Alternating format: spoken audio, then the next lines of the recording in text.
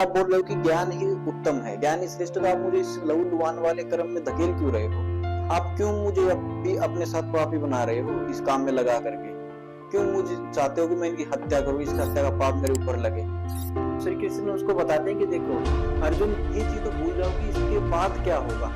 अब तुमको मजा इस बात में आना चाहिए कि मैं धर्म का काम कर रहा हूँ, तुम्हें काम में मजा आना चाहिए। तुम फल छोड़ दो कि क्या रहेगा, उससे आसक्ति मत रखो, तुम निष्काम भाव से काम करो, निष्काम कर्म योगी बनो।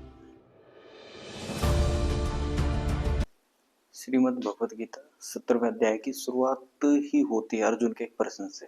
तो अर्जुन पूछते हैं कि हे कृष्ण, ये बताइए कि अगर कोई आदमी जो शास्त्र विधि है उसको छोड़ करके केवल श्रद्धा से ही पूजन करते हैं तो उनकी श्रद्धा कैसी है? तो बेसिकली पूछना चाह रहे थे सात्विक राजसी तामसी।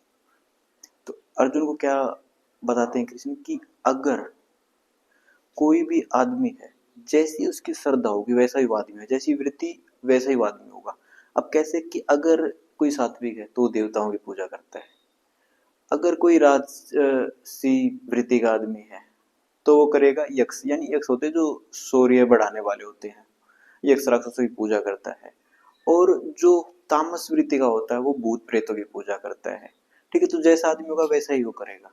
इसके बाद कृष्ण 4 टॉपिक और उठाते हैं, यज्ञ, आहार, तप, दान।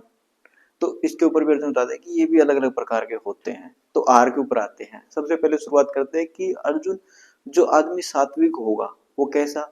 बल बुद्धि बढ़ाने वाला, ओके, और जो सुख प्रदान करने वाला होगा, आरोग्य रस युक्त, पोषक तत्व युक्त ऐसा भोजन करेगा, वो होता है सात्विक आहार।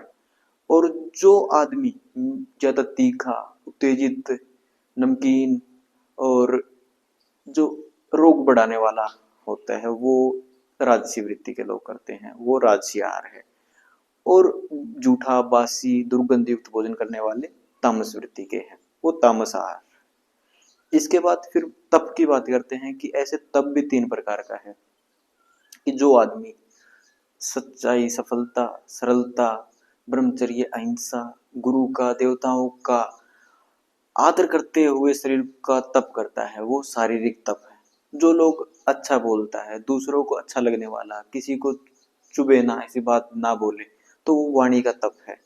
और तीसरा बताया कि जो आदमी अपने कर्म में इतना ज्यादा डूबा हुआ है, ठीक है, उसको इष्ट को समर्पित ही है सारे कर्म, मन को शांत करने के लिए सारे कर्म है, ठीक है, उसका मेन काम है मन को शांत करना, चित्त को शांत रखना।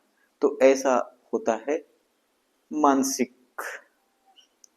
ठीक है, तो ये 3 तप बताए, मानसिक, शारीरिक और वाणी तप, तो तीनों को ही जो करता है वो होता है सात्विक तप।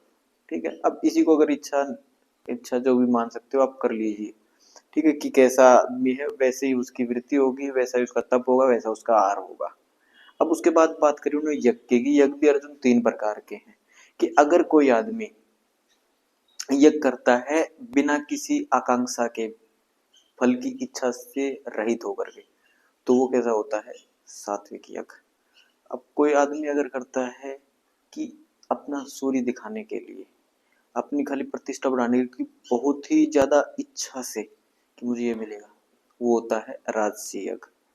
अब कोई आदमी जो केवल ना कोई विधि है, ना उसका कोई मतलब है, जिससे दूसरों को सुख नहीं दुख ही होता है, वो क्या है? जो बिल्कुल गहरी फल की इच्छा के साथ, और उसमें फल की इच्छा क्या मतलब दिक्कत ही है दूसरों के लिए भी, वो तामस यज्ञ है। इसके बाद यज्ञ हो गया, तप हो गया, आहार हो गया। फिर बात आती है किसकी? दान की। दान भी 3 प्रकार का है। कौन सा? अगर कोई आदमी सही स्थान पर सही योग्य पुरुष को दान देता है, कि अगर वो दान देने के बाद वो उठ गया, जो पहले नीचे था अब वो दान इस समय पे स्थिति पे दिया कि वो अब उठ गया उसके दान की वजह से, तो वो सात्विक तप है। दूसरा, अगर कि इधर 1000 लोग मुझे देख रहे हैं, मैंने केवल इसलिए दान किया, चाहे उसको जरूरत हो चाहे ना, चाहे मान लो सामने वाले को जरूरत है भी, लेकिन मेरी इच्छा उसको उठाना नहीं, खुद को उठा हुआ दिखाना, कि मैं फेसबुक पे पोस्ट कर रहा हूँ, व्हाट्सएप पे पोस्ट कर रहा हूँ कि मैंने दान किया, मुझे 1000 लोग देख लिए इसलिए मैंने दान किया, तो राजसी है। मैं साफ साफ दिख रहा है मैं अपना ठाट बाट दिखाने के लिए ही दान कर रहा हूँ। और अयोग्य पुरुष को अयोग्य स्थान पर अयोग्य समय में बड़े ही असम्मान असत्कार के साथ अगर दान कर दिया तो वो तामस दान है। अब उसमें सम्मानित तो बात दूर है, एक तो उसका सत्कार नहीं किया और उसको जरूरत भी नहीं थी, ऐसे आदमी को कि जिसको जरूरत नहीं थी आपने दान करके उसको और ज्यादा नरक में ढकेल दिया, तो वो तामसिक है, दान है। तो ये चीजें हमको देखनी पड़ती है कि तीन प्रकार है, तो आप देख लीजिए सात्विक हो, राजसी हो, तामसिक हो। और सबसे एक अलग बताया कि जो इन सब से ही आगे है, जिसको ये विचार करना ही नहीं पड़ता, क्योंकि उसका हर एक कर्म इष्ट को, कृष्ण को, सत्य को समर्पित है, आत्मा को समर्पित है, इसलिए उसे देखना नहीं, इस बारे में इतना सोचना नहीं पड़ता कि श्रद्धा कैसी है, क्योंकि उसकी सारी श्रद्धा तो क्या है, देवता, यक्ष, राक्षस, भूत प्रेत, इनकी बात करी। अब वो जिसकी बात करा वो इन सब से बियॉन्ड है, इन सब से आगे है, जितना हम ऊंचे से ऊंचा सोच भी सकते हैं, हम कल्पनाओं में भी जितना ऊंचे से सोच सकते हैं, उससे भी जो आगे है वो केवल उसके लिए समर्पित है। तो ये सबसे आइडियल सिचुएशन बताई, सबसे ऊंची सिचुएशन बताई। ये है 17वें अध्याय का मतलब।